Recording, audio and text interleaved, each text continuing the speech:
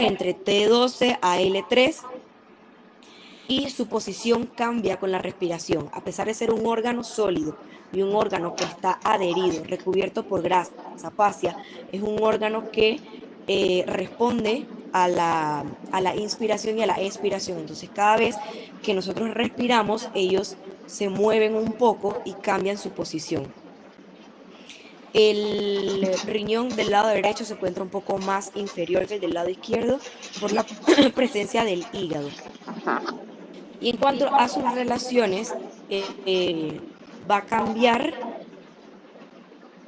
principalmente en aquellos órganos que cambian obviamente de izquierda a derecha. El derecho, hacia la parte anterior, se relaciona lógicamente con el hígado. El riñón izquierdo se relaciona con el vaso y con el estómago. En la parte posterior, las relaciones son bastante parecidas con el colon, en la parte superior, ambos, y de lateral a medial con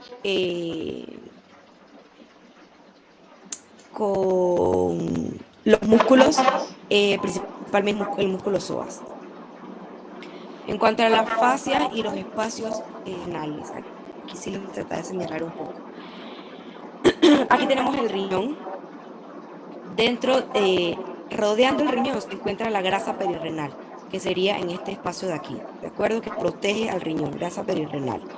Envolviendo el riñón, la glándula suprarrenal y la grasa perirrenal, vamos a encontrar la fascia de Gerota, que es esta que está aquí. ¿De acuerdo? Ella tiene una capa anterior y una capa posterior. La capa anterior es la fascia de Gerota en sí, y la parte posterior de Gerota se llama fascia de Zuckerman.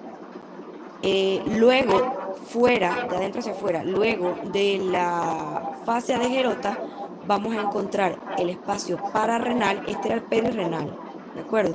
Fuera de la Gerota está el espacio pararrenal y luego del espacio pararrenal, entonces vamos a encontrar el peritoneo parietal y dentro de este todos los órganos de la cavidad abdominal. El riñón se divide en corteza y médula. Esta es la parte del riñón donde va a acontecer todo el intercambio de solutos, la filtración y la producción de orina, además de producción de hormonas, todas las funciones que tiene el riñón. Tenemos entonces aquí la corteza y la parte de la médula. La pirámide es la parte de la médula que entra en la corteza, que es esta parte que vemos aquí. En ella va entonces a desembocar, ella va a desembocar hacia los grupos colectores, que es donde es la parte final de la pirámide, que conocemos como la papila de la pirámide. Entonces, la parte de la médula que entra en la corteza es la pirámide. Y la parte de la corteza que entra en la médula son las columnas renales o las columnas de Bertin, que es esta que está aquí. Ven que entra aquí y esta entra acá. Luego de esto tenemos el sistema colector, que está formado por los cálices menores, que es donde desemboca cada papila renal. Cada boquita de estas es una papila renal y ella va desembocando en los cálices menores. Los cálices menores se juntan y forman los cálices mayores, que tenemos uno superior, medio e inferior, igual en ambos riñones.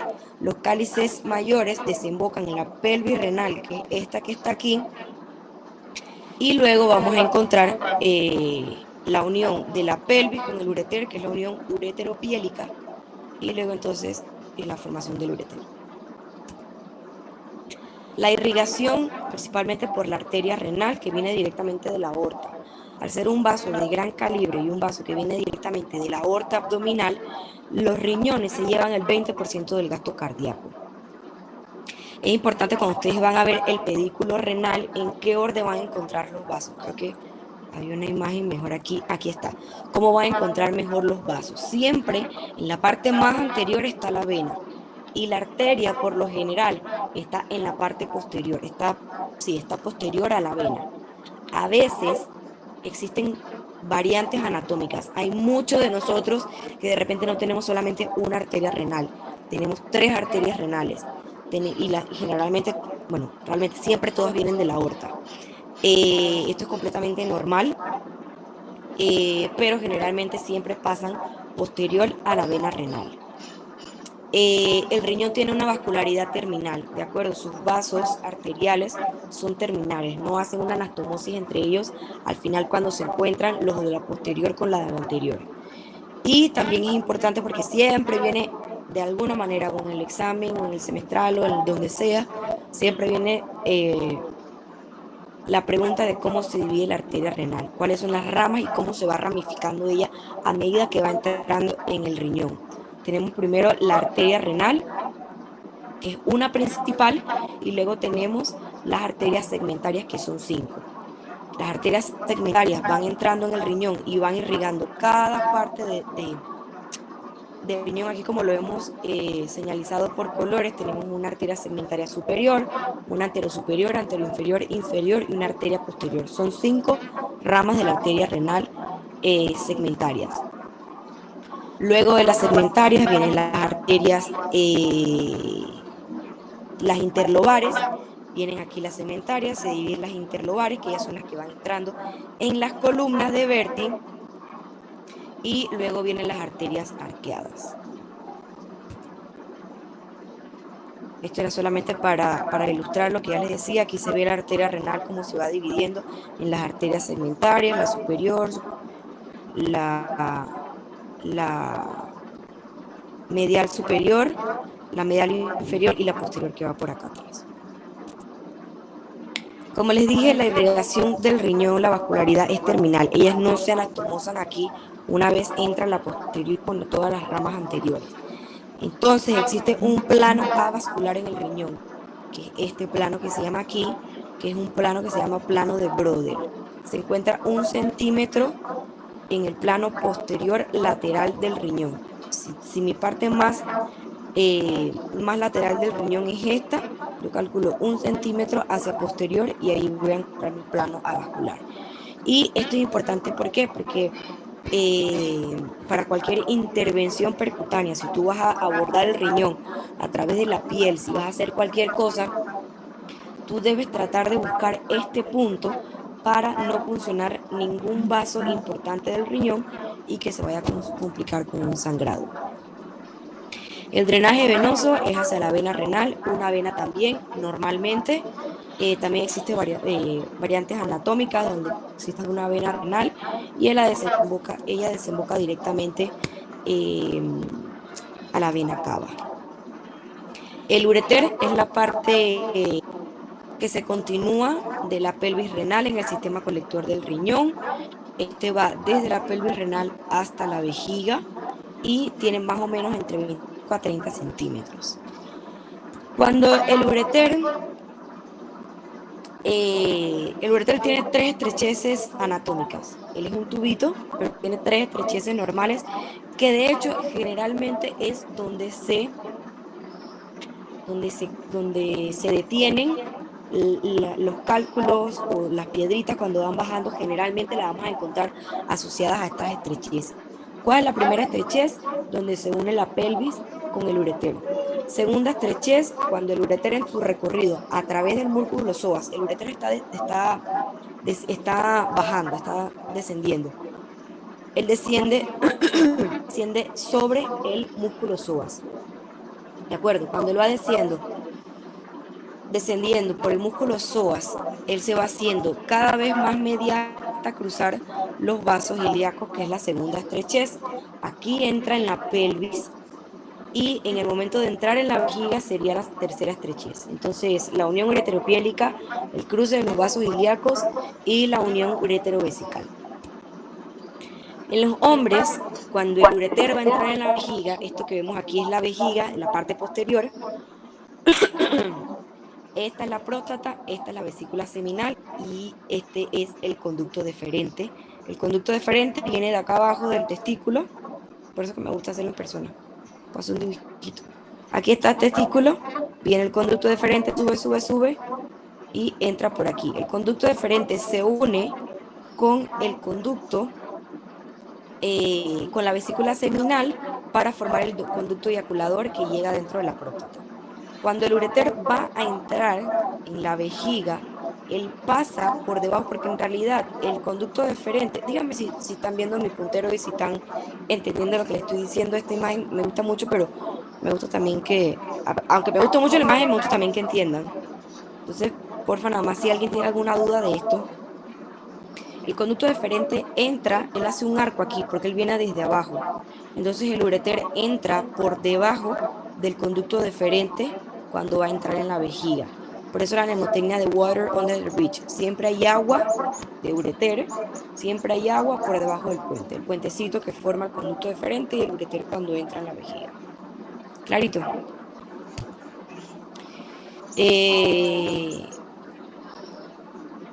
El ureter es, si no es el más, por lo menos en urología, es el órgano más lesionado iatrogénicamente, si no es el más de todo el cuerpo, porque por su disposición anatómica. Vemos en esta imagen que en las mujeres principalmente, en procedimientos de coloproctología, en procedimientos de ginecología, este es el órgano más lesionado, porque además de que es bien delgado, él tiene una disposición anatómica que puede, digamos, confundir un poco. Por eso es importante siempre identificarlo cuando vas a hacer una cirugía. Tú no puedes hacer una histerectomía sin haber visto el ureter. Un paso de la histerectomía es buscar el ureter, encontrarlo, aquí está, échalo para allá. O, no, nunca lo vi, eso no puede pasar. Entonces, él pasa en las mujeres, cruza los vasos ilíacos y luego entra por detrás de los vasos gonadales para entrar entonces en la vejiga. Y esta parte aquí es la parte donde más tiene lesiones al momento de hacer una histerectomía, porque si tenemos un útero pequeño, inocente, sin nada, pues se hace mucho más fácil. Pero imagínense un útero de 20 centímetros, miomatosis, sangrado, tumor, invadiendo todo. Es bien difícil y por eso generalmente la lesión del ureter distal en procedimientos ginecológicos se da en esta parte de la cirugía, cuando hay que identificarlo pasando por detrás de los vasos gonadales antes de entrar en la vejiga. Todo el sistema colector, todo el sistema colector, todo el sistema colector, desde los cálices menores hasta la vejiga, está compuesto por el mismo epitelio. Es el mismo epitelio. El epitelio de transición, urotelio o uroepitelio, que es un epitelio de transición, como ya les dije, que también cubre parte de la uretra. Como es un epitelio de transición, él va a tener más o menos entre 6 a 9 capas de células. Hablo de la vejiga principalmente. Cuando está vacía la vejiga, tiene más o menos entre 6 a 9 capas. A medida que la vejiga se va distendiendo, el epitelio también va cediendo con ella, y cuando la vejiga está completamente llena, queda con más o menos 3 capas de células en el epitelio. Por eso se llama de transición. Y este epitelio tiene la función de bloquear el paso de agua, electrolitos de la orina y otros tejidos. Todo el sistema colector es impermeable. Por eso es que nosotros no somos capaces de absorber orina ni más nada a través de la vejiga. Cuando colocamos medicamentos intravesicales directamente en la vejiga, si el epitelio está íntegro, no debería absorberse y va a actuar exactamente donde queremos que va a ser, en la vejiga. Y la orina también no se absorbe por eso. La vascularidad del ureter, a medida que no puedo decir esta es la arteria ureteral o esta es la vena ureteral, eso no existe. Está compuesto por múltiples vasos que en su parte más proximal o más cefálica, la irrigación viene dada de manera medial de vasos que van saliendo, de todos los vasos que van encontrando en su camino, de la arteria aorta, de la renal. Cuando pasa los vasos gonadales, entonces la irrigación se vuelve o la irrigación empieza a tomarla de los vasos laterales. Entonces en la parte superior la irrigación viene de los vasos mediales y en la parte más distal, luego el cruce de los vasos ilíacos, viene de la parte lateral. La vejiga es un depósito temporal de orina, temporal porque pues todos tenemos que orinar, nadie se va a quedar con eso ahí por siempre, forma parte del sistema excretor y se encuentra dentro de la pelvis verdadera. Las partes, esto va a cambiar bastante dependiendo de si la vejiga está llena, está vacía, ella tiene una muy buena compliance que es capaz de adaptarse a diferentes presiones. Principalmente está compuesto de un ápex o un vértice, el cuerpo, fondo de la vejiga y el cuello. Las relaciones también van a cambiar. ¿Alguien me puede decir si la vejiga es un órgano intraperitoneal o un órgano extraperitoneal? ¿Quién sabe?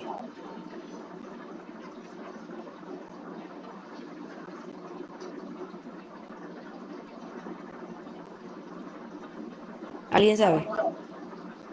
O el que no sabe que diga algo y tiene 50% de probabilidades de decir la que es. Doctora, me parece que es experitoneal, pero no estoy seguro. Exacto. Me hubiera gustado que dijera nada más extraperitoneal.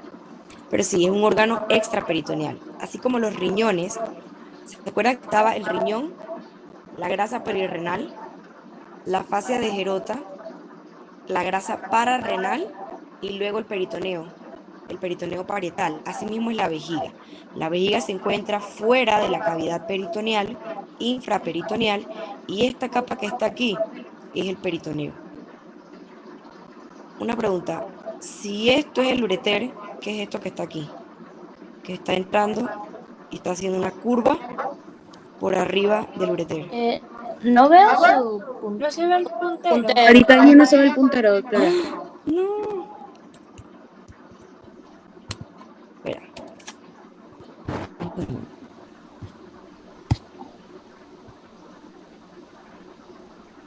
¿Pero qué entra? ¿Qué sería? El conducto deferente. Exacto.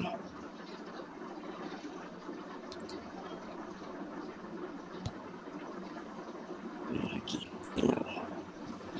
Entonces, este es el conducto deferente, como les dije, venía de abajo del testículo. Ahora sí lo están viendo, mi puntero. Sí, ahora sí. Sí. Viene el conducto deferente desde abajo, pasa por arriba, hace una curva, entra en la parte posterior de la vejiga, aquí probablemente la vesícula seminal, y aquí está el ureter, pasando justo por debajo del conducto deferente. Esto que está aquí es el peritoneo. La vejiga se encuentra en un íntimo contacto con el peritoneo parietal hacia la cúpula de la vejiga. Esas son las relaciones más importantes. Y en la parte anterior de la vejiga, a ver si hay una imagen mejor. En la parte anterior a la vejiga, cuando la vejiga está vacía, ella está completamente adentro de la pelvis, está por detrás del hueso.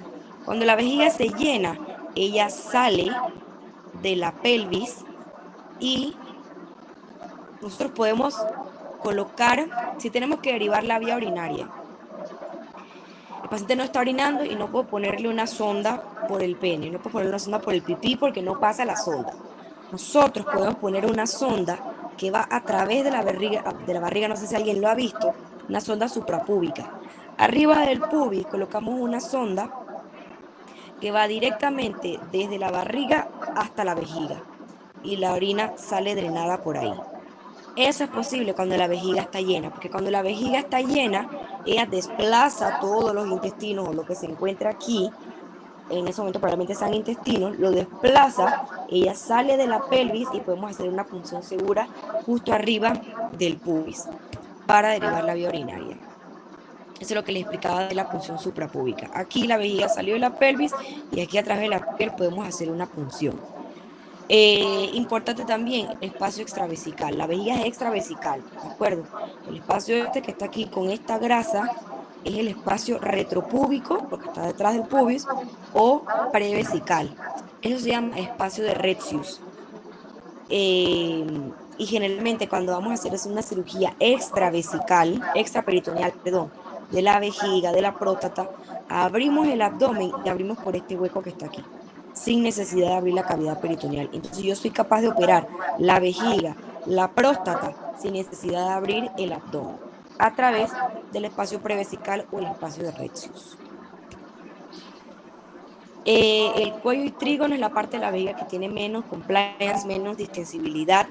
Existe un trígono superficial y un trígono profundo. El trígono superficial se conoce como trígono de Litot. Y la barra de Mercier, aquí con mucha imaginación, podemos ver que aquí hay un meato ureteral, aquí hay otro meato ureteral, y esto aquí es la barra intertrigonal o la barra de Mercier. A veces cuando entramos con una cistoscopía es ver la vejiga por dentro. Cisto es de vejiga. Cito es de célula, o sea, no digan citoscopía. Una cistoscopía es entrar a través de la uretra hasta llegar a la vejiga con una cámara para ver toda la vejiga por dentro. Eso es una cistoscopía. Y así se ve más o menos una vejiga por dentro. Aquí podemos ver la barra, a veces entramos y no encontramos los meatos, el sitio donde drena el ureter. Y vemos que ellos van cuando roten, ven una cistoscopía, siempre pídanle al urólogo, yo quiero ver los meatos. Y ahí si se paran un ratito, logran ver cómo está eyaculando orina el meato ureteral, se ve clarito. A veces tiene maturia y ves que está eyaculando orina con sangre. A veces la orina está muy concentrada y a pesar de la vejiga estar llena de agua para poder hacer el examen, te paras ahí y ves cómo eyacula orina amarilla. No encontramos los meatos y nos vamos a buscar la barra intertrigonal o la barra de Mercier, y siempre que la sigas vas a encontrar el meato ureteral. La configuración de la vejiga, mucosa de adentro hacia afuera. La mucosa, que es el epitelio de transición, submucosa y el músculo detrusor, que es el músculo de la vejiga.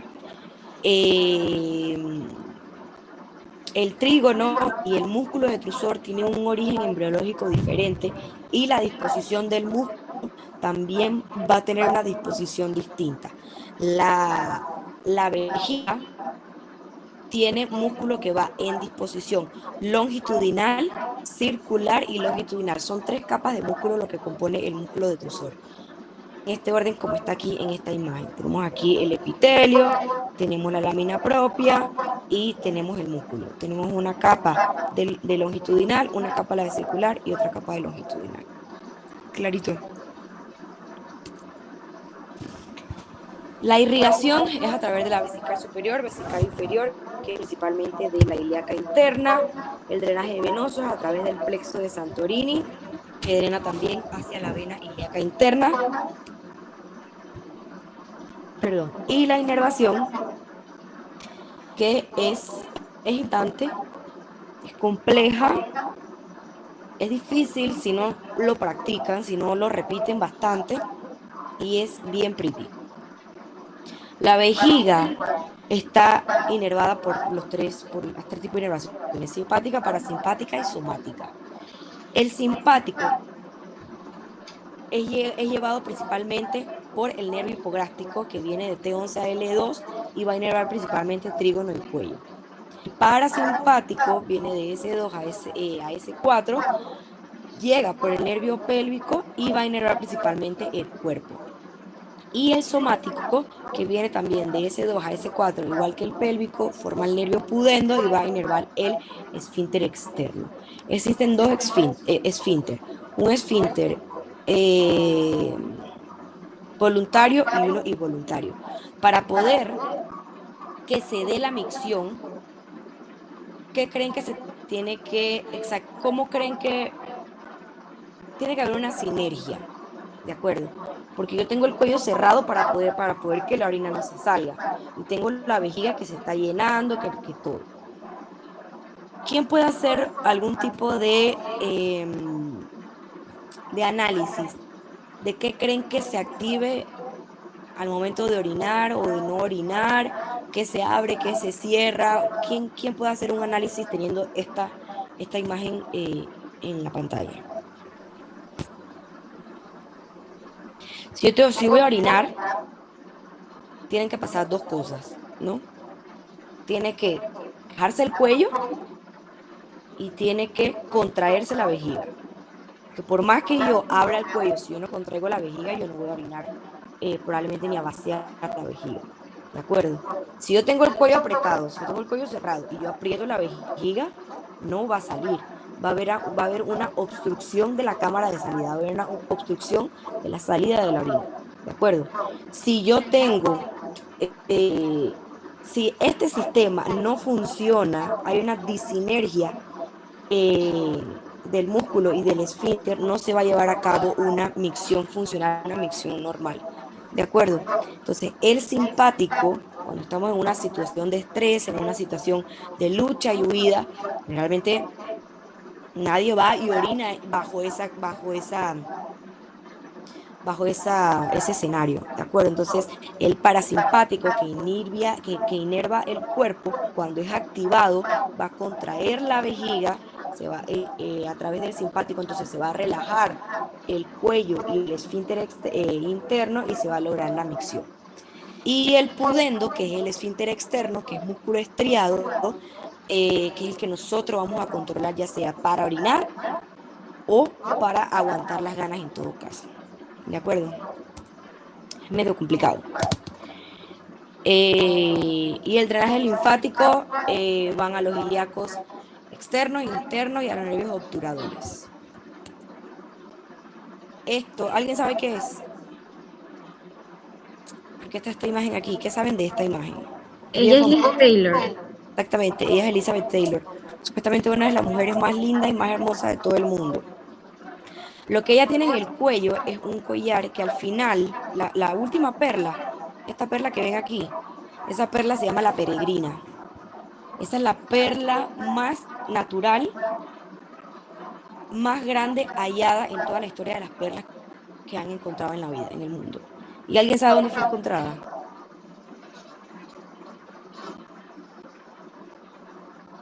Es bien pretty. Esa perla fue encontrada en... Ah, ¿A dónde? en Panamá. Exactamente, fue encontrada en el archipiélago de las Perlas, en 1800 y tanto. La perla más grande del mundo fue encontrada en Panamá. ¿Qué les parece? Esta perla, cuando se encontró, como que unos esclavos, no me acuerdo bien, encontraron la perla y obviamente llegó donde llegaba todo en ese momento, a la corona española.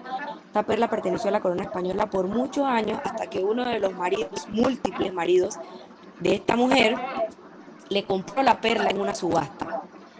Y la perdió.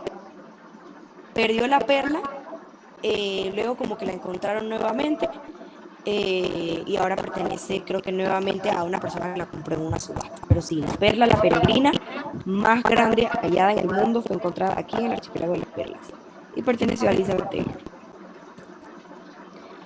Seguimos.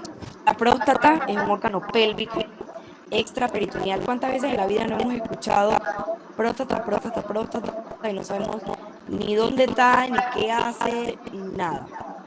La próstata es una glándula masculina que se encuentra inmediatamente inferior a la vejiga en la pelvis. Tiene una forma piramidal. El peso aproximado de la próstata son 20 gramos. El tamaño 3 por 4 centímetros y en la mujer el homólogo son las glándulas de Skene. La próstata, al estar inmediatamente después de la vejiga, antes de la uretra membranosa, la próstata tiene una parte de la uretra que se llama uretra. Más de ser una glándula, también forma parte de la uretra masculina. Las relaciones superiormente las vamos a encontrar con la vejiga, okay. La parte superior no, la base de la próstata. Nosotros normalmente cuando decimos base, normalmente nos imaginamos que la base es la parte de abajo de algo, lo que sostiene algo. En el caso de la próstata no. La base es lo que está más arriba, es lo que está pegado a la vejiga. Entonces la base, la parte del medio y el ápice, que es la parte más inferior, que es lo que está pegado a la uretra membranosa. La parte posterior de la próstata vamos a encontrar la fascia de Nobilier, que es esta que está aquí, que separa la próstata del recto. Es importante en la cirugía de próstata porque tenemos un tumor de próstata que invade el recto. No vamos a poder disecar bien esta fascia de Nobilier. Lateralmente se encuentran los músculos pubococígeos y anterior al espacio de Retzius, igual que en la vejiga, que es el espacio prevesical o retropúbico, que es el que disecamos cuando vamos a hacer una cirugía extraarticular. Los ligamentos prostáticos son estos blancos que vemos aquí. Estos ligamentos anclan la próstata, como si tuviéramos la pelvis de arriba. Anclan la próstata a la pelvis, o se llama tubo prostático. Y entre ellas corre el plexo venoso que se une con la vena dorsal profunda del pene para formar el plexo venoso de la próstata. Las zonas de McNeil descritas en el 88 por McNeil, las zonas, aparte de tener base, media y ápice, tiene zonas, ¿de acuerdo?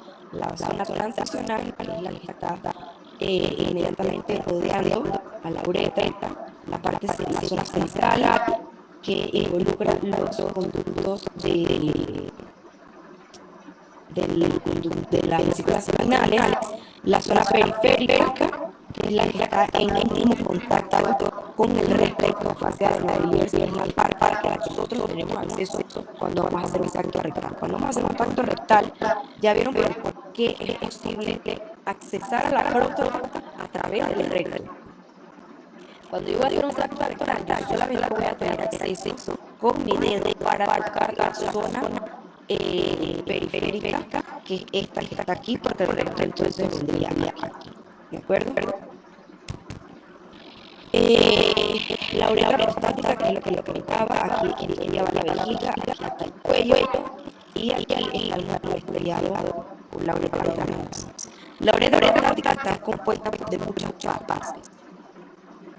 Aquí vamos a ver el verum mondano, que está aquí todo abajo, a ver una citopía. Me gustaría que cuando vayan al quirófano y vean una citopía, le digan al urologo que muestre todo esto. Tú vas a entrar para el microscopio, vas por dentro del pene, vas viendo toda la uretra. Cuando llegas a la fase del ambiente, llegas a bajar los costos, todo esto lo vas a lograr ver. Aquí está el verum mondano, que tiene aquí el vehículo prostático, es un puntito ciego que está en el verum mondano, tiene un puntito ciego que es el vehículo. Al lado del vehículo se encuentra la abertura del conducto viadural. ¿Se acuerdan que la vesícula seminal se une con el conducto deferente para formar el conducto viadural? Ese conducto viadular drena aquí debajo del vehículo prostático. Esto es interesante porque se le ocurre, espero que lo sepan, que un hombre no puede orinar y eyacular al mismo tiempo. Si no lo sabían bien, se lo digo. Un hombre va a orinar y eyacular al mismo tiempo. ¿Por qué creen que es esto? Teniendo la imagen también. Van a ganarlo. Alguien ha intentado de orinar al mismo tiempo. Y que a veces se puede. Me va a decir que sí. ¿Qué pasa? El hombre tiene dos efectos, ¿verdad? Este es el efecto que está en el cuello, que tiene una elevación simpática. Y aquí está el efecto que es un globo estriado que tiene una elevación somática. ¿De acuerdo? Cuando ella eyacula, normalmente la eyaculación es algo que quiere decir que va hacia el frente. Sale por la válvula, los conductos vibradores y van para el cabo. Porque ¿qué pasa? Este esfínter se cierra y este esfínter se abre. Para que todo lo que eyacula el hombre vaya hacia adelante. Por eso no es posible orinar y eyacular al mismo tiempo. Es que sí puede pasar que de dar algo de semen en la uretra prostática, en la uretra, cualquier parte de la uretra, luego todo ese líquido seminal, todo eso cae en la vejiga. Luego se va por aquí razón, se hace un análisis y en el análisis dice que hay espermatozoides. Lo mandan al urologo solamente para decirle que eso es completamente normal, por lo que les acabo de decir. Luego de que eyacula, vuelve a la normalidad, este se cierra, se puede relajar un poco y es capaz de que algo de semen o algo de líquido seminal entre a la vejiga y va a aparecer después. Es un examen urinario completamente normal. cirugía prostática como resección, la próstata era grande. Por eso también esta imagen es buena, cuando la próstata crece, por eso un hombre no puede orinar. La próstata crece y va a obstruir la uretra prostática. Va a tapar la uretra aquí y la vejiga va a tener que ser una fuerza mayor para poder vencer esa resistencia, que no es por ningún esfínter, una resistencia, una obstrucción de la cámara de salida, porque no puede vencer la resistencia porque la uretra está tapando para que la orina no salga. Y la próstata es el único órgano que prohíbe a crecer, infelizmente. Todo lo demás se atrofia. Los músculos se atrofian, el hueso se desmineraliza, la piel pierde el colágeno, todo pierde. El único órgano que crece es la próstata con la edad, que es completamente normal. Y muchos hombres se hacen cirugía de próstata solamente para desobstruir. Cuando uno hace una cirugía de próstata, uno tiene que desobstruir, cambiar parte del cuello de la próstata. Al desobstruir esa parte del cuello, algo de este mecanismo de esa sierra se abre y para que el hígado doblado sea anterior se pierde y los hombres pueden tener eyaculación retrógrada. Por eso muchas veces luego de una cirugía de próstata que no sea por cáncer, una cirugía de próstata benigna, los hombres se quejan que cuando tienen un orgasmo no ven el eyaculado. Y esto pasa porque quedan con eyaculación retrógrada. El esfínter interno se relaja y todo el semen va entonces a caer dentro de la vejiga. Clarito. La irrigación dada principalmente por la arteria prostática que tiene ramas apicales, capsulares, también recibe irrigación de ramas que vienen de la vesical inferior y de la arteria prostatovesical. Ay, ¿qué pasó? ¿Qué pasó?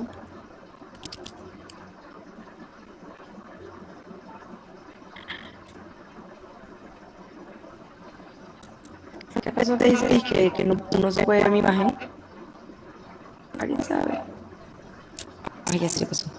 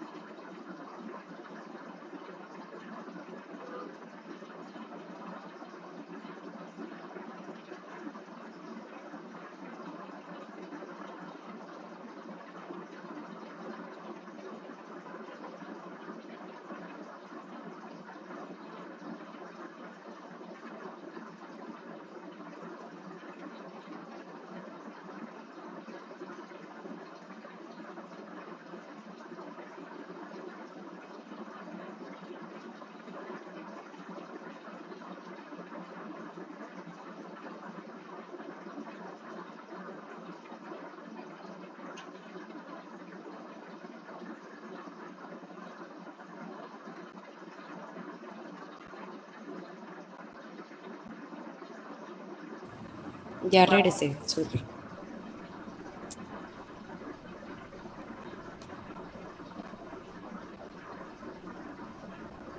¿Iba por dónde? Próstata, ¿verdad? Sí. Sí, doctora. Ah, creo que era por aquí. Sí, era por aquí. Drenaje linfático. No se ve. Se ve.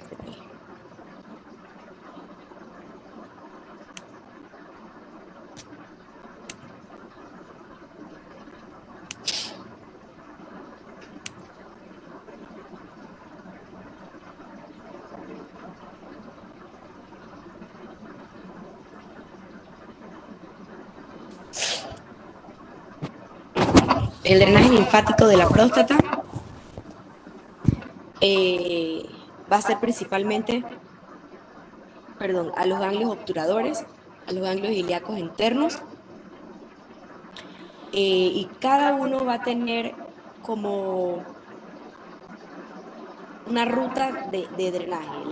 La cápsula va a drenar principalmente hacia los ganglios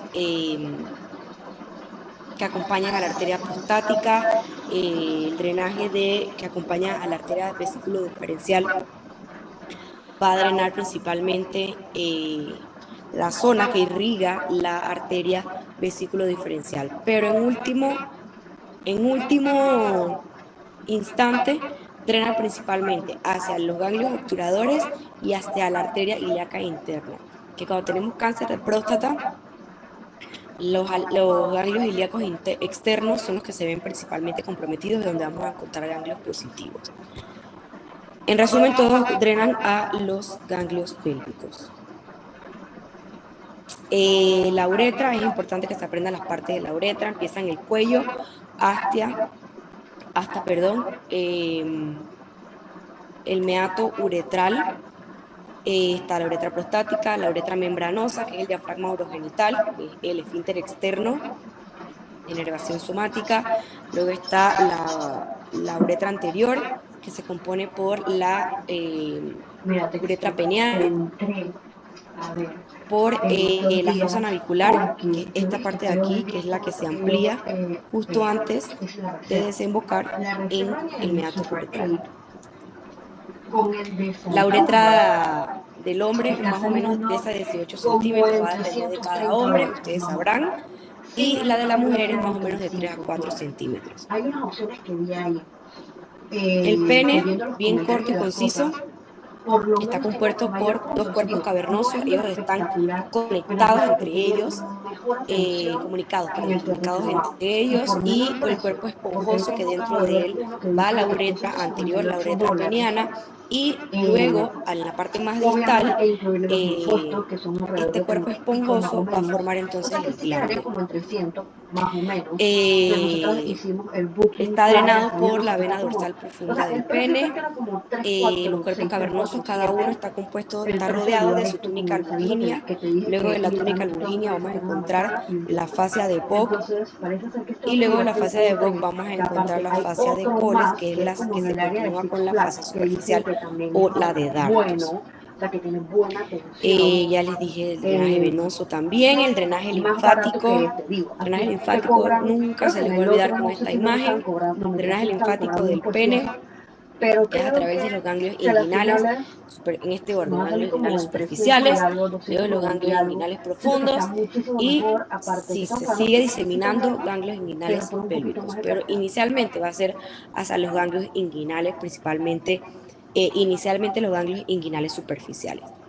Entonces, la vejiga, ganglios pélvicos. El riñón, retroperitoneo, la vejiga, pélvico, la próstata, pélvico, y el pene, ganglios inguinales. El testículo se encuentra dentro de la bolsa escrotal.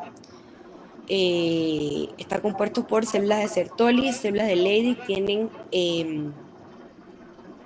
tienen funciones diferentes. Las células de Sertoli están encargadas o ayudan a la espermatogénesis, y las células de Leydig, que responden al estímulo de la hormona luteinizante, van a estar implicadas en la síntesis de andrógeno o de testosterona en los testículos. Hablamos de andrógeno en la glándula suprarrenal y estamos hablando de andrógenos nuevamente en el testículo. El 95% de los andrógenos se forma en el testículo. El otro 5% es extratesticular y se forma dentro de la glándula suprarrenal. ¿En qué capa? En la reticular, ¿de acuerdo? De la corteza suprarrenal. Está compuesto por túbulos seminíferos que luego van a formar la red de testis. La red de testis va a formar los conductillos eferentes, y estos conductillos eferentes van entonces a formar y a desembocar en el epididimo. El epididimo tiene cabeza, cuerpo y cola, y la cola se continúa con el conducto deferente que sube por el cordón inguinal hasta llegar hasta la confluencia con la vesícula seminal. La irrigación en la arteria está clarita. Las arterias gonadales vienen de la arteria, la aorta, de la aorta abdominal. A nivel infrarrenal vamos a encontrar la salida de las arterias gonadales, pero no solamente recibe irrigación de la arteria gonadal, también recibe de la arteria deferencial y de la arteria cremastérica. Y el plexo pampiniforme, que es esto que vemos aquí. Ven que van saliendo los vasos venosos, van a formar este plexo que está aquí, que se llama plexo pampiniforme. Doctora, ¿qué está haciendo? No se ve. Ay, no puede ser. Bueno, estaba señalando. A ver cuánto tiempo queda del próstata.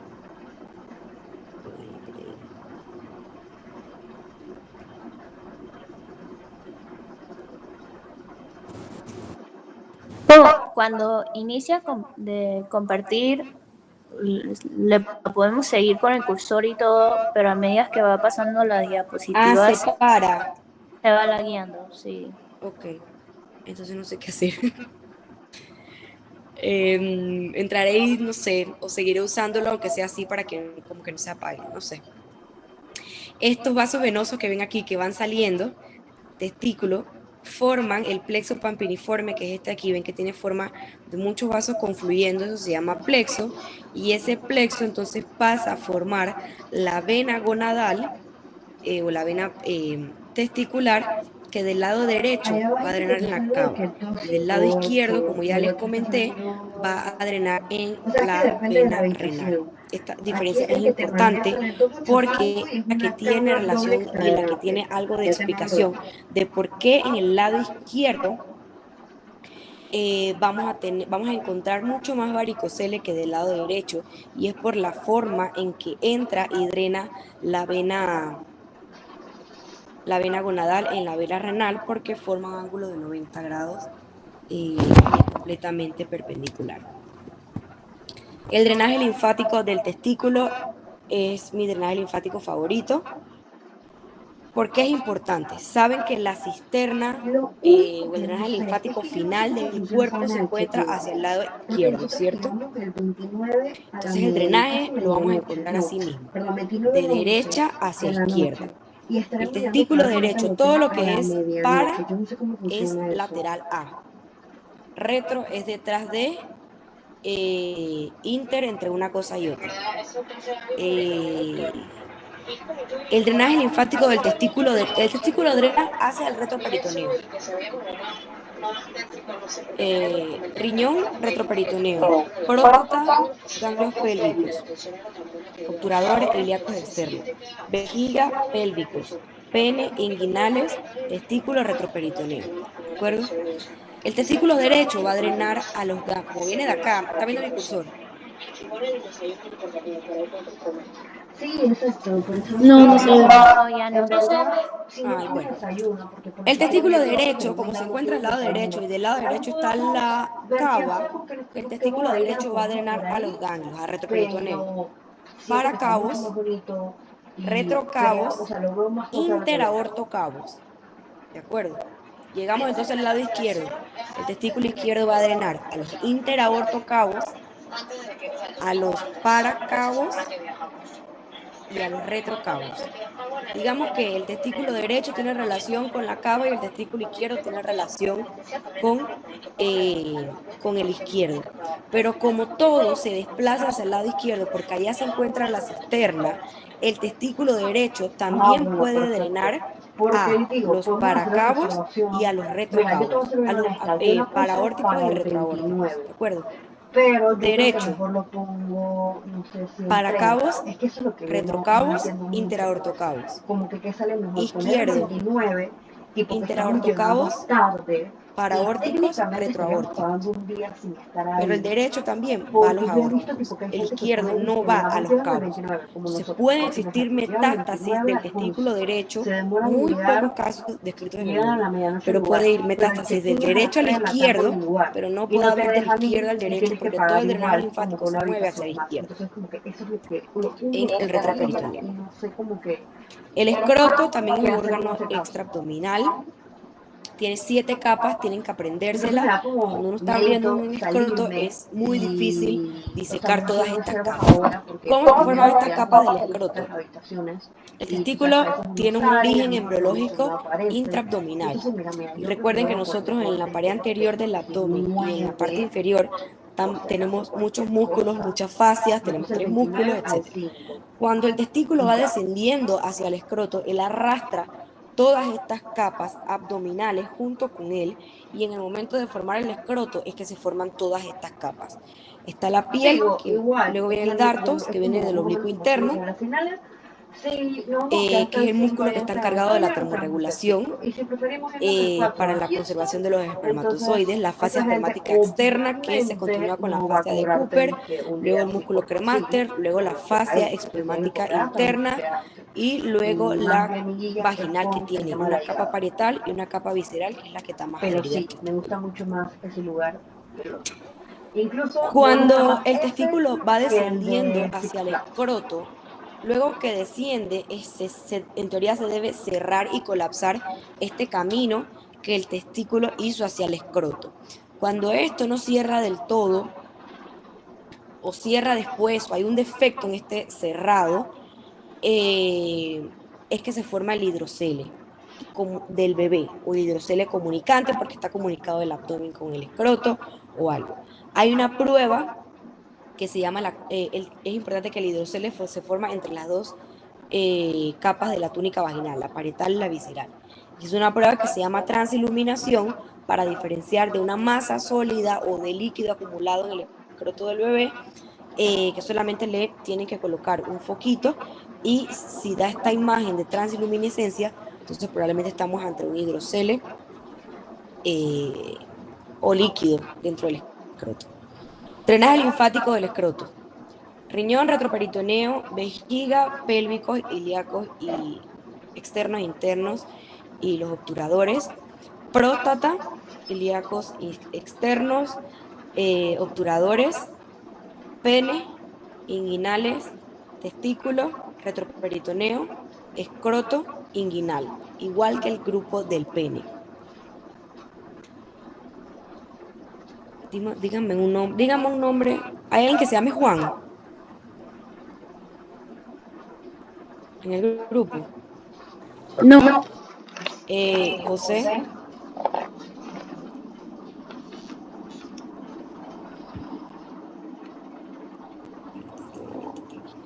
A ver, Malcolm Ramos está aquí.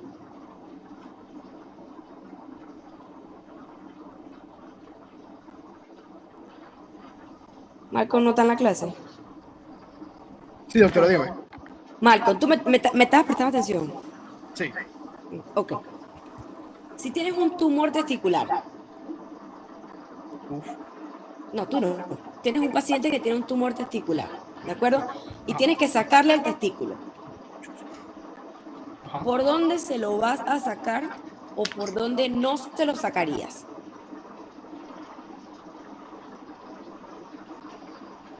Estamos hablando de drenaje linfático. Les acabo de dar un repaso. Si alguien quiere ayudar a Malcolm, bienvenido. Les acabo de dar siempre un repaso. Cada vez que hablaba de otro, volví a repasar a los anteriores. Del drenaje linfático de los otros órganos. El escroto tiene un drenaje linfático inguinal, El pene tiene un drenaje linfático inguinal, los testículos drenan al retroperitoneo, la próstata drena a los pélvicos igual que la vejiga. ¿Por dónde, si tienes un tumor testicular, por dónde sacarías ese testículo?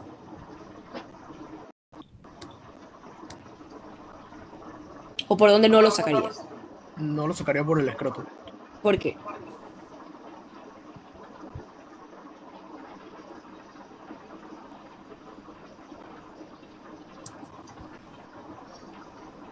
Bárbara, está aquí. A ver si Bárbara ayuda a Malcolm.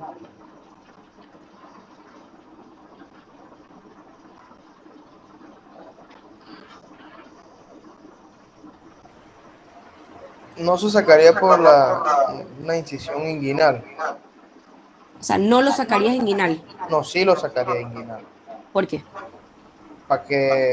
Para evitar la diseminación de las células tumorales hacia el escroto. Ok, ¿quién habló? Viren. Ok, estás bien caliente. Estás tibio para caliente. Es debido al drenaje linfático. No, Es por el drenaje linfático, exacto. Pero él dijo que no quiere contaminar el escroto. Tiene sentido. Ajá. Para ¿Qué evitar pasa? la diseminación por los ganglios linfáticos. Porque, ¿qué vas a hacer? Si tú abres el escroto, ya tú violaste la integridad del escroto, ¿verdad? Si tú sacas Correcto. un tumor por ahí, ya ese tumor testicular no solamente va a drenar al retroperitoneo. Acuérdense que el retroperitoneo es una cosa completamente aparte de todo. Si tú abres el escroto, tú vas a romper la integridad de esa piel, vas a sacar un tumor maligno por ahí y puedes contaminar ese escroto y ya ese tumor testicular no solamente va a drenar al retroperitoneo, ahora también va a drenar a los ganglios inguinales. Clarito. Entonces, ¿qué hacemos cuando hay sospecha de un tumor testicular? Si alguien va a una bicicleta y se estrella en la bicicleta y se revienta el testículo, ahí tú rápido abres el escroto y sacas el testículo por el escroto. Todo bien con eso. Pero si tienes sospecha de un tumor, tienes que abrir la región inguinal. Lo abres como si fuera una hernia, aquí arribita en la región inguinal, abres, por ahí vas a encontrar el anillo inguinal externo, y a través de ese anillo inguinal externo vas a encontrar el cordón espermático. Apréndanse los componentes del cordón espermático. Vas a encontrar el cordón espermático y tú vas a evertir el testículo para sacar el testículo por esa incisión que hiciste sin necesidad de abrir la piel. Cortas entonces el cordón espermático y ya no violaste la integridad de la piel del escroto. ¿Beleza? Combinado. ¿Entendieron? Sí, doctora. Perfecto, era eso, la clase de anatomía. ¿Alguna pregunta? ¿Algún comentario? Los drenajes linfáticos se los dije bastante en la de grabación. Por favor, escríbanlo todas las veces que los dije. Apréndanse también componentes del canal inguinal, del cordón espermático, perdón, los receptores que hay en la vejiga y a qué responden, la inervación que se las mencioné.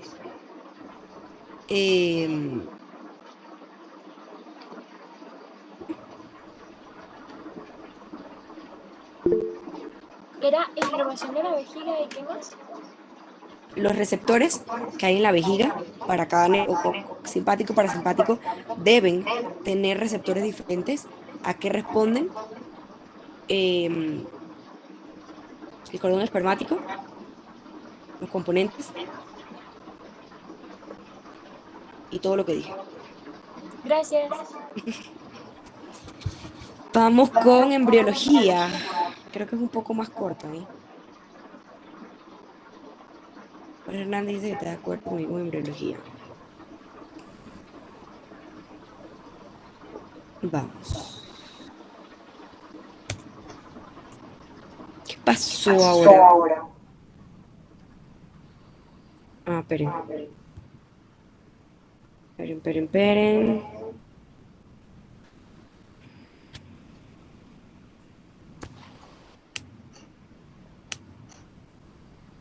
Yo creo que ya puedo hacer.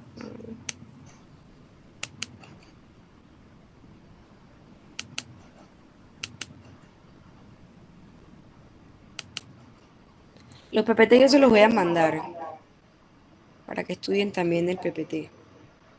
Hay muchas clases que son esas diapositivas que siempre nos quejamos de que no hagan diapositivas así, que en verdad no las haría, pero lo que pasa es que también ayuda a estudiar, entonces les ayuda a estudiar. Más que poner una imagen ahí y ponerme a hablar como loca. Están viendo la pantalla, ¿verdad?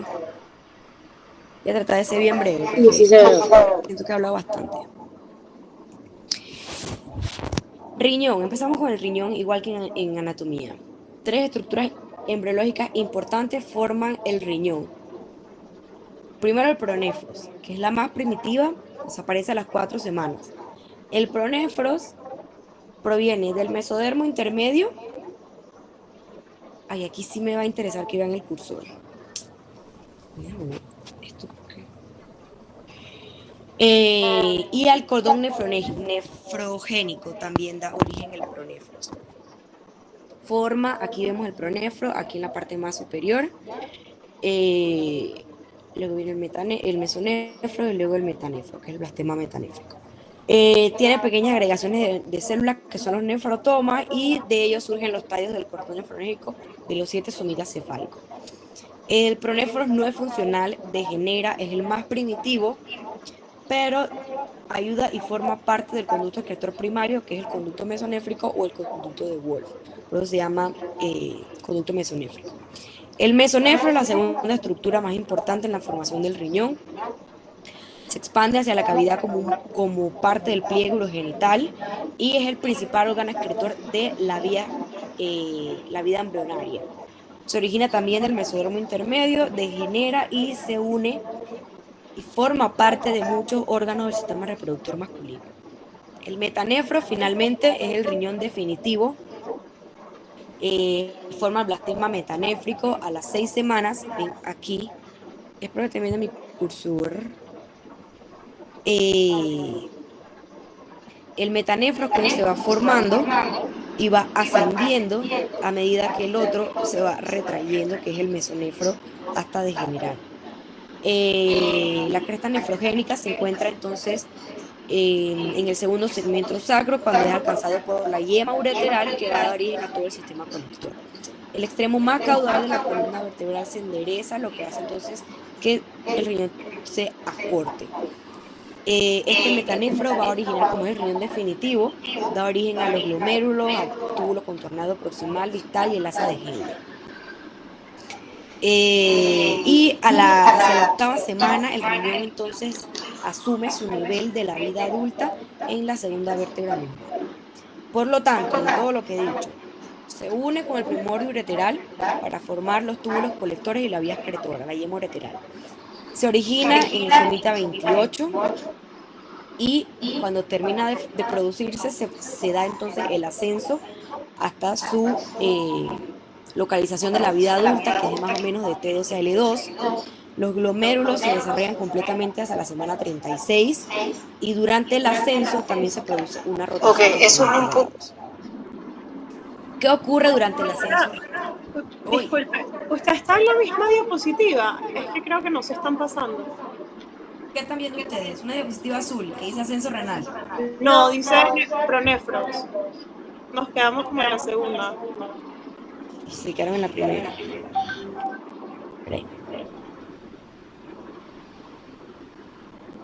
¿Ahora? ¿Está corriendo? No, se ve en la misma Importante, porque en verano nosotros llegamos como como tú dices, nosotros llegamos a las 11, nosotros salimos del aeropuerto, mientras que salimos de migración y toda la cosa, y los gringos se demoran con esa vaina, podemos estar llegando al hotel por muy tarde a medianoche. Entonces, yo no sé, déjame preguntarle a mi prima, no sé, para ver qué opina, si quiere mejor que reservemos desde el 30 o desde el 29, porque es que como tú dices, cuando tú reservas el 29, la habitación te la dan a las 3 de la tarde. Entonces, si reservamos el 30, nos van a dar la habitación apenas llegamos o tenemos que esperar hasta las 3 de la tarde. Ok. Entonces, déjame preguntarle eso a mi prima para ver. Ascenso renal. Los riñones se forman en la pelvis. Ellos se forman abajo, ellos ascienden. ¿Qué pasa con este ascenso renal? El riñón, si me están viendo a mí, el riñón no está completamente mirando hacia la cara medial. O sea, los vasos no entran exactamente así. El riñón, como mencioné, él hace una rotación. Entonces, cuando él asciende, él mira levemente hacia anterior y hace un giro como hacia posterior. Y realmente los riñones están así como están viendo aquí. ¿De acuerdo? Durante ese ascenso renal pueden ocurrir algunas cosas. Los poros inferiores del riñón, cuando están ascendiendo, como ellos giran, como les dije, ellos miran hacia anterior y digamos que se recuestan hacia posterior. ¿De acuerdo? Entonces, esa rotación que hacen así hace que los polos inferiores a veces se acerquen tanto que se unen y se fusionan. Y esto va a formar algo que se conoce como riñón en herradura. Entonces, el riñón en herradura es un riñón que los polos inferiores están unidos y parece literalmente una herradura, parece una C, el riñón. Este riñón generalmente es pélvico, porque durante el ascenso se fusionaron los polos inferiores y hay una estructura que impidió que él subiera, que es la última rama de la arteria aorta, la última rama anterior de la aorta, porque que no ascienda tiene que ser anterior. Y este vaso que estoy hablando, esta arteria, generalmente cruza por delante del istmo del riñón en herradura. ¿Alguien sabe qué arteria es?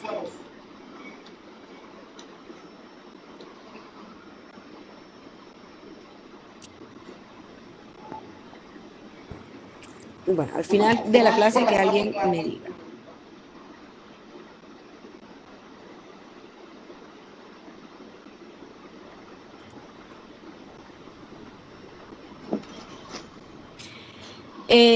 Bien, el ureter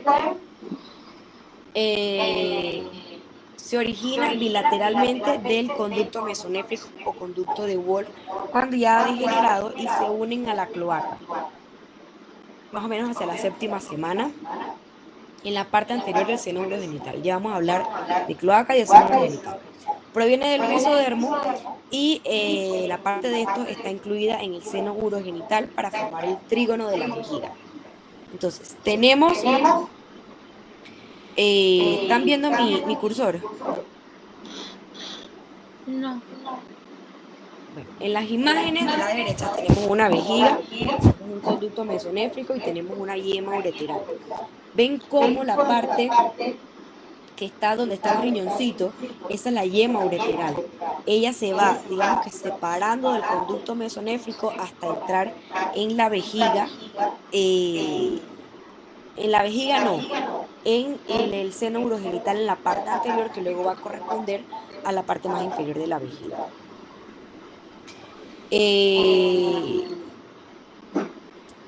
No ven todavía mi cursor.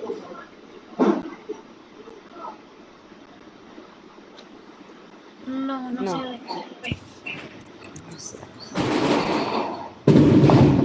Ahora sí.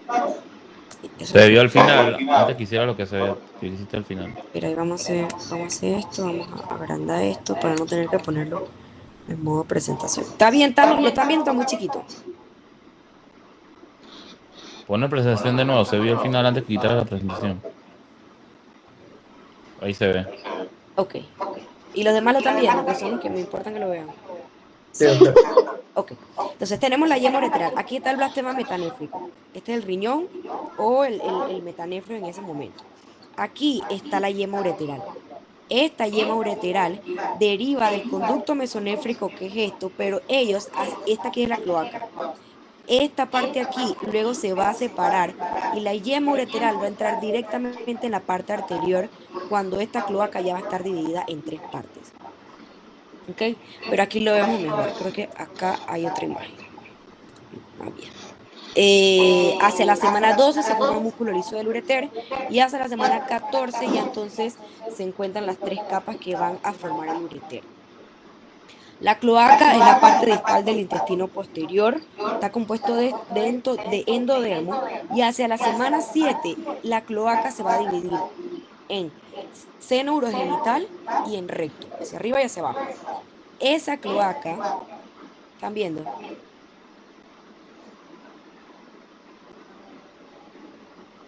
¿Sí ven? Bueno.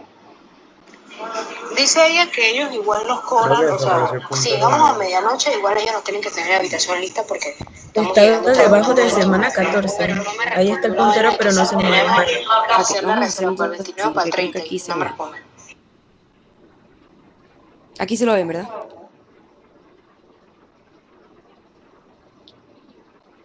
Sí, ok. Ok. Esto que está aquí en gris es la cloaca. La cloaca se va a dividir.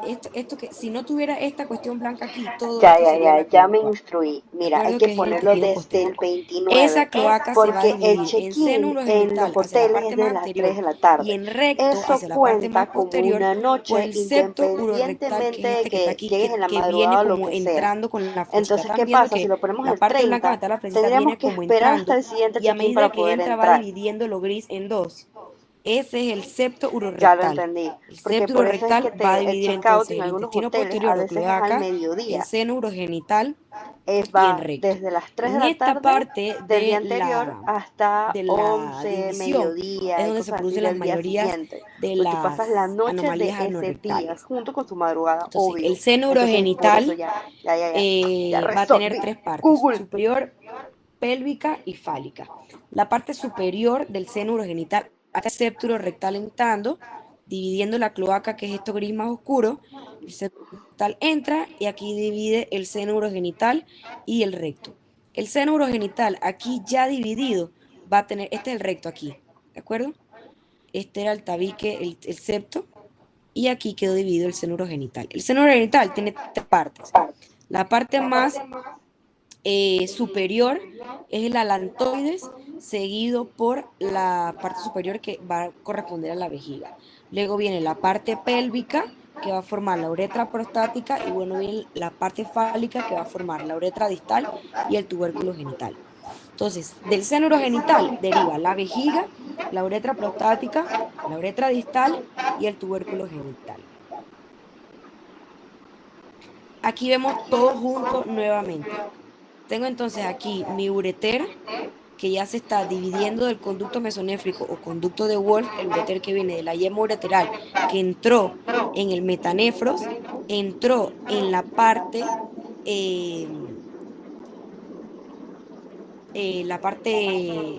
superior del seno urogenital, que este que está aquí, que está dividida del recto, ya fue dividido por el tabique, por el septo urorectal. Y todo esto que está aquí en blanco sería el seno urogenital. El mesénquima del domo se diferencia del tejido conectivo. El músculo liso va a formar las capas entrelazadas hacia el trígono. Por eso le dije que el trígono y el resto de la vejiga tenían orígenes embriológicos diferentes. El músculo liso forma capas entrelazadas en la vejiga, pero cuando se va hacia el trígono, las fibras toman otra disposición circular para formar el esfínter interno, que es el involuntario. Entonces, en la parte de la vejiga, inicialmente ya les dije, el ureter sale del conducto de Wolf, luego entra directamente en la pared lateral de lo que sería la vejiga. Y cuando se fusionan ambos conductos 29, de Wolf, 30, se separó 31, conducto de 1, Wolf 2. con yema ureteral, entró cada uno diferente a la vejiga. La yema ureteral formó el ureter y el conducto de Wolf, viene uno de cada lado, se van a fusionar y va a iniciar la formación entonces del trígono, que tiene un origen del mesodermo. ¿Qué anomalías pueden acontecer cuando este ureter se incorpora en la vejiga? Puede haber un ureterocele. ¿Qué significa? Que existe un abultamiento de la entrada hacia donde está el meato ureteral o hacia donde está la porción intramural del ureter. Hay un abultamiento que puede ser simple, puede ser con un ureter ectópico, que el ureter se puede encajar en cualquier parte de la vejiga que no sea la normal, en el trígono. Una duplicación ureteral, que hayan dos ureteres, ya puede ser un doble sistema colector completo, que vengan dos ureteres completos del riñón y entren los dos completos a la vejiga, o que empiecen una duplicación incompleta, puede ser que vengan dos ureteres del riñón, se fusionen en el medio y desemboque solamente uno en la vejiga. Puede existir reflujo vesicureteral. A nadie bajo ninguna condición normal se le debe regresar la orina de la vejiga al ureter, eso no pasa. Cuando uno orina, uno aprieta la vejiga, uno contrae la vejiga, y eso, aparte de otras situaciones anatómicas, evita. Recuerden que el ureter, cuando entra en la vejiga, él no entra perpendicular. Él entra haciendo un trayecto a través de la pared de la vejiga que se llama porción intramural del ureter. O sea que él no entra directamente así a la vejiga. Él no entra así. Él va entrando así, haciendo un recorrido dentro de la pared, del músculo, de toda del grosor de la vejiga. Esta porción intramural evita que haya reflujo vesicureteral. Cuando la vejiga se contrae, además también, digamos que aprieta esta porción intramural, la cierra, la colapsa y evita también que se regrese la orina al ureter o al riñón. Y también puede existir un megaureter. La próstata se forma entre la semana 1 y la semana 16.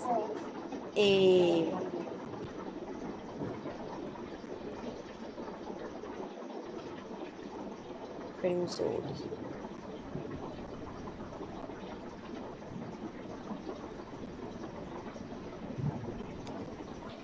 Deriva de múltiples primores del seno urogenital que se forma alrededor de los conductos mesonéfricos que se unen y se diferencian con el mesodermo alrededor del seno.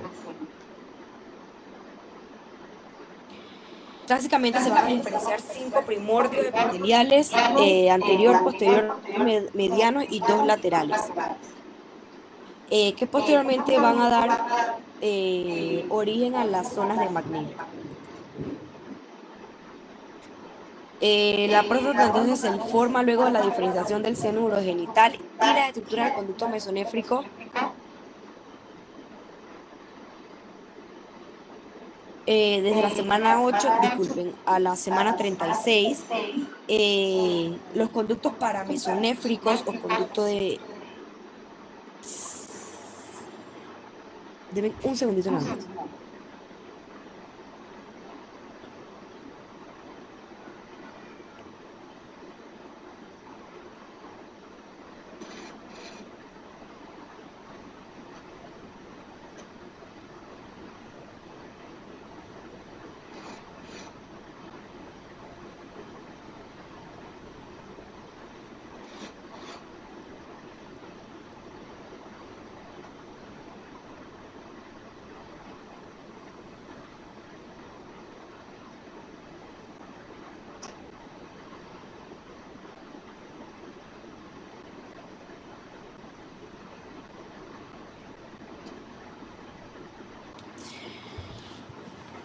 Ok, entonces los conductos paramesonéfricos, que también se llaman conducto de Müller, recuerden que ya el conducto de Wolf en este punto se separó de la yema ureteral, está cada uno por su lado. La yema ureteral ya entró en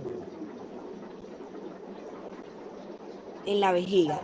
El conducto mesonéfrico se unieron los dos, pero en medio de la unión de estos dos conductos mesonéfricos se unen los conductos de Müller y conductos paramesonéfricos. Entonces van a estar los dos conductos paramesonéfricos unidos y lateralmente los conductos de Wolf o los conductos mesonéfricos, como están viendo aquí.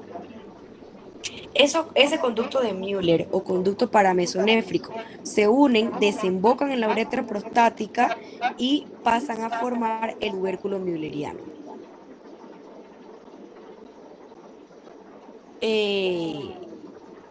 Como ya les mencioné, este tubérculo mülleriano resulta de la atrofia de la fusión de los dos conductos paramesonéfricos o müllerianos y entonces hasta este punto se va a estimular el revestimiento endodérmico del seno urogenital y se extruye para formar el cordón sino-utricular con el mesodermo del cordón utricular. Este se va a canalizar y el remanente forma el vero untano. Aquí lo vemos mejor. Este que está aquí es el conducto para el mesonéfrico, que es el que está al lado, y el negro es el conducto paramesonéfrico. Cuando ya se fusionó con el contralateral, forma el cordón utricular y forma un abultamiento en la uretra prostática que se llama tubérculo de Müller. ¿Cómo se forman los ductos prostáticos? Se va a desarrollar el mesénquima del conducto de Wolf en la uretra prostática. Recuerden, el conducto de Wolf llega a la uretra prostática. La yema ureteral llega a la vejiga. Los andrógenos fetales que son producidos hacia la 8ª semana son necesarios para la actividad de este mesénquima para poder que se empiece a formar los ductos prostáticos. Cuando las células de Leydig ya están diferenciadas, entonces aumenta el nivel de los estrógenos en el tejido testicular y hasta la semana 12 el mesénquima se estimula y prolifera formando epitelio uretral para que se forme la uretra prostática. En este momento los ductos parecen tener tejido sólido con áreas de músculo y de tejido conectivo. Y a la semana 30 entonces ya adquieren lumen para empezar a formar una glándula propiamente dicha. Los conductos eyaculadores se forman del conducto mesonéfrico y las ramas diferenciales de la arteria vésico-deferencial que irriga la próstata pasan en la cara anterior de la próstata entre la zona central y la periférica para irrigar el verum montano. Los conductos prostáticos proliferan y muestran secreciones más o menos hacia la 6ª semana postparto y a los 7 años ya la glándula debe crecer hasta alcanzar su tamaño maduro. El desarrollo gonadal. Les dije que la gónada, el testículo, se formaba en la cavidad abdominal. Entonces el testículo desciende y los riñones ascienden. Hacia la 8ª semana, en presencia del antígeno HY, la gónada entonces se va a diferenciar si en un testículo o en el conducto y el conducto de Müller va a degenerar, que es el conducto paramesonéfrico, que es el que predomina en la mujer. Los cordones sexuales, por una proliferación epitelial, van a formar la corteza que rodea la médula mesenquimatosa derivada del blastema. Estas extensiones de mesénquima se separan de los cordones del celoma y se convierten en la túnica albuginea, que va a tener posteriormente 2 capas y se extiende hacia la gónada. Por lo tanto, la gónada, cuando se está formando propiamente ella ya tiene la túnica albuginea. Recuerdan que le dije que el cordo tenía 7 capas. De estas 7, 2 son propiamente de la gónada, que es la túnica vaginal, tiene capa parietal y visceral. El resto de las capas, entonces, son las que llevan el arrastre o el descenso del testículo hacia el escroto. Hacia la semana 14 y 18 los cordones sexuales entonces van a adquirir lumen y se diferencian en túbulos seminíferos, túbulos rectos y la red testi ya se ve más organizada, como lo vimos en el testículo del adulto antes de formar los conductillos deferentes para formar el epidemio. Esta red testis conecta los conductos eferentes con el conducto mesonéfrico y posteriormente forman el epidemio. En el segundo año postnatal, las espermatogonias entonces se empiezan a diferenciar en espermatocitos, pero esta maduración se ve retrasada por una condición que se llama criptorquidia. Criptorquidia es un testículo que no desciende, es un testículo que nunca llegó a estar en su posición normal, que es en la bolsa escrotal. La criptorquidia puede estar en cualquier lugar, tumor criptorquídico.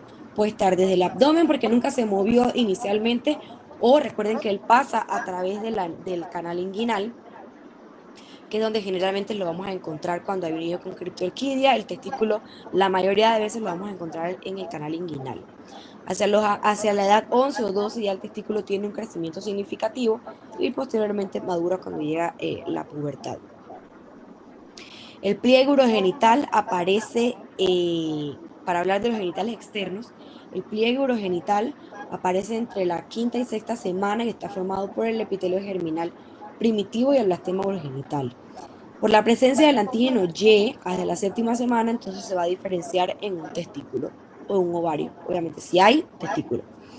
El descenso de las gónadas inicia entonces al 3er mes. Y el gubernáculo se une a la gónada. Es normal, es esperado que el bebé al nacer no tenga los testículos en el escroto, ¿de acuerdo? Cuando ya el bebé nació, en los primeros meses, entonces inicia el descenso final de la gónada a la bolsa escrotal. El gubernáculo, creo que vamos a hablar de gubernáculo más adelante, el gubernáculo entonces se une a la gónada y a la pared abdominal donde se originan los pliegues escrotales. El gubernáculo es esto que vemos aquí. Es un tejido que está adherido a la bolsa escrotal o a la base del escroto. Este gubernáculo se adhiere a la parte inferior del testículo cuando está en la cavidad abdominal o cuando está en el canal inguinal. El ligamento diafragmático, que es lo que inicialmente ancla testículo, degenera, y al degenerar, el gubernáculo es lo que guía el descenso del testículo a través del canal inguinal hacia la bolsa escrotal. La cola de epidimo, que está unida al gubernáculo, tiene entonces el sitio del futuro canal inicialmente, del futuro canal. A medida que el mesénquima del gubernáculo retrocede, el epidimo desciende y entonces se va acomodando hacia su posición habitual para que el testículo se mueva, atienda hacia el escroto. El gubernáculo sostiene el epidimo en los testículos en el anillo inguinal interno hasta los 2 meses antes del nacimiento. Cuando entonces degenera el ligamento diafragmático, el gubernáculo, digamos que lo jala definitivamente sin nada que le haga contracción. Bajo el estímulo hormonal, el gubernáculo y el proceso vaginales se extienden entonces hacia la base del escroto y el ligamento gubernacular se encuentra en el polo inferior del testículo adherido al escroto, que ya entonces sería el remanente del gubernáculo. Esto era la mina más grande de diamantes del mundo, se encuentra en Siberia, al norte de Rusia. Era un hueco tan grande que daba para verlo desde el espacio. Desde el espacio tú veías América, tú veías Madagascar y veías ese hueco. El hueco era tan grande que daba para verlo desde el espacio. Fue la mina más grande de diamantes hasta el 2008, cuando, además de todas las condiciones climáticas inhóspitas con que trabajaba el personal que vivía en Siberia, que trabajaba en la mina, hubo una inundación, un montón de personas, y tuvieron que cerrar la mina en el 2008. Pero el hueco todavía existe, pero ya no es una mina operacional y ya no pueden sacar más diamantes de ahí. Genitales externos. El tubérculo genital, que venía del seno urogenital, como se les dije al principio, va a formar el pene en el hombre, y en la mujer va a formar el clítoris, que es el homólogo. De no poder diferenciarlo en el nacimiento, cuando un bebé nace, si tiene un pene muy pequeño, si tiene un clítoris hipertrofiado o como sea, no puede decir, me parece que es una niña, que decir, no puedo diferenciar el genital externo. Esto nos debe hacer sospechar de genitales ambiguos, que va a meritar una evaluación de urgencia. ¿Por qué? Porque la causa más común de genitales ambiguos, que tú no puedas diferenciar una a la otra, es la hiperplasia suprarrenal congénita. Este es un problema de la glándula suprarrenal con la síntesis de esteroides. Esto lleva a que haya una hiponatremia severa que puede llevar a que el producto convulsione e inclusive pueda morir. O sea que es importante que si no pueden diferenciar, van a tener un parto, van a tener no sé qué, y no pueden diferenciar exactamente qué es, que hablen que no pueden diferenciarlo y busquen ayuda de alguien. Entonces aquí lo vemos indiferenciado y aquí vemos el tubérculo genital que ya se está diferenciando. Aquí vemos la placa ureteral en ambos, pero en el varón se cierra por completo para formar el rafe escrotal, parte de la uretra y los tubérculos labioescrotales, que forman entonces el escroto en el hombre y los labios mayores en la mujer. El conducto mesonéfrico, le dije que parte degeneraba, pero ayudaba a formar muchas partes del sistema reproductor, principalmente masculino. ¿A qué da origen? Al epidídimo, al conducto deferente, a las vesículas seminales, a los conductos eyaculadores, a los apéndices del epidídimo, al ureter, porque la yema ureteral deriva del conducto mesonéfrico, solamente que se separa completamente de él, con el ureter todo el sistema colector y el trígono vesical. Los conductos müllerianos entonces también forman el utrículo prostático y los apéndices testiculares. Esto tiene un epónimo, si alguien se lo sabe, sería interesante. El pene y la uretra. Esta diferenciación se da hacia la semana 6 y semana 14 y por influencia de la testosterona crece el tubérculo genital para formar el falo. El genital se separa de la membrana anal y entonces es donde realmente va a empezar la diferenciación del genital externo. La primera producción de la dihidrotestosterona empieza, recuerden que la dihidrotestosterona es la testosterona que es muchísimo más potente, 10 veces más potente que la testosterona regular, y empieza en la pituitaria en la vida embrional.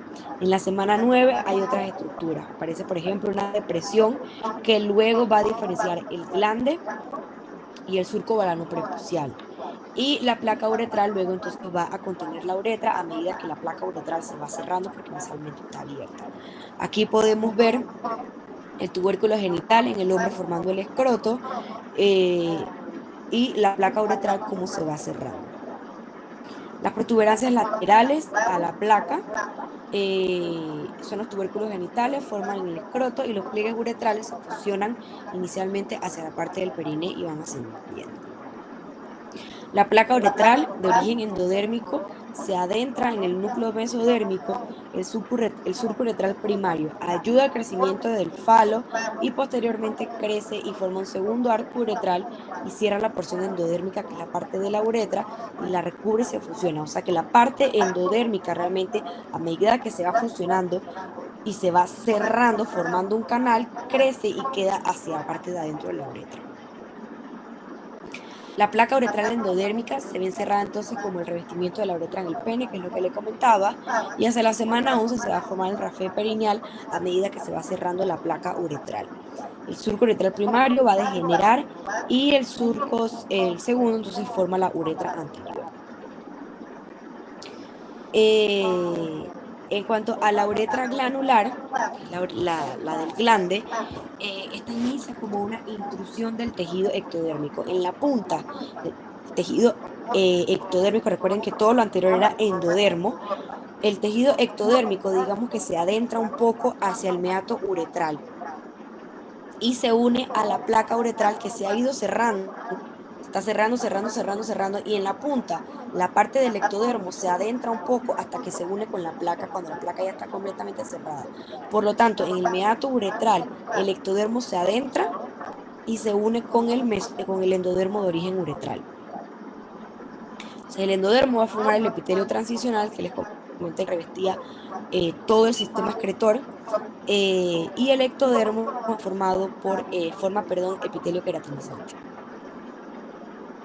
El prepucio, entonces, hacia la semana 12, la uretra distal ya se ha formado y el pliegue prepucial aplanado no solamente va a cubrir el glande, sino que como sigue proliferando, se extiende más allá de él para entonces formar el prepucio.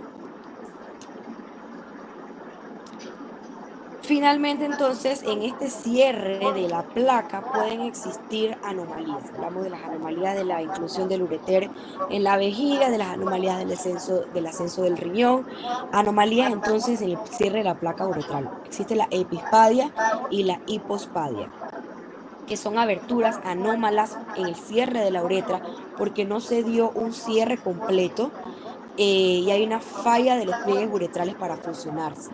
Entonces, esto va a formar una posición defectuosa del tubérculo genital, dejando una porción de la membrana cloacal expuesta ventral al vertículo genital, al tubérculo genital en el caso de las epispadias. En el caso de la hipospadia, va a haber una abertura en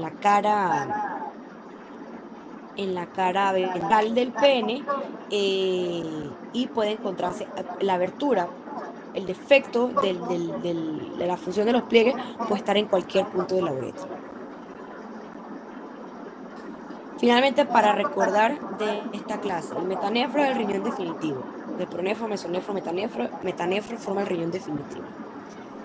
La yema ureteral forma el sistema colector que deriva de el conducto mesonéfrico, que es el remanente del mesonefros.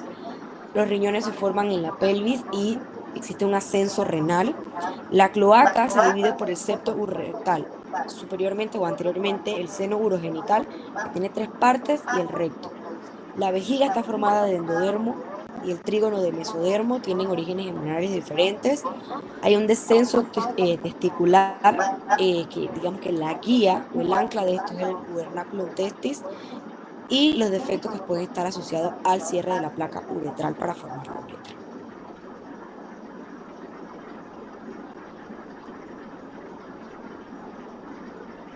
Perfecto.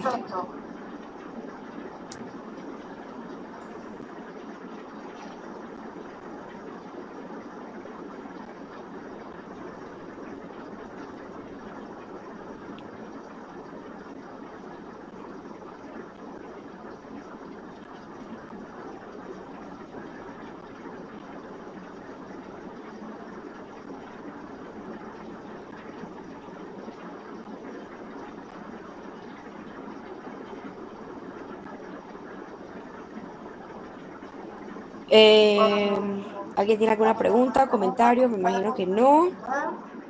El doctor Hernández creo que ya les mandó el libro. El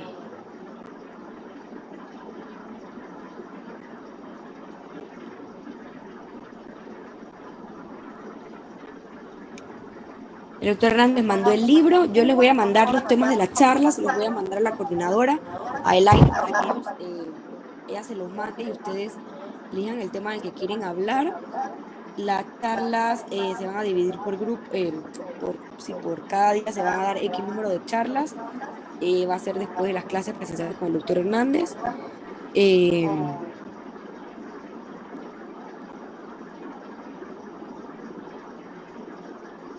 Y es eso. Beleza. Chao, pues. Nos vemos. Dale, gracias, doctora. Doctora, disculpe, una pregunta. Ajá. Que las charlas son después de las clases presenciales. O sea, todos los miércoles va a haber 5 charlas, 4 charlas, 3 charlas, y primero van a dar la clase teórica y después van a dar la charla. ¿Online o No. en Atrio? En Atrio. Ah, ok. Por favor, otra consulta. Dígame. Usted dijo que para la otra semana sí no había... No, el miércoles no hay clases. Ah, vale. Y entonces el de más arriba ya nos avisan si es con usted. No, es con el doctor Hernández en Atrio. Ah, vale. Gracias.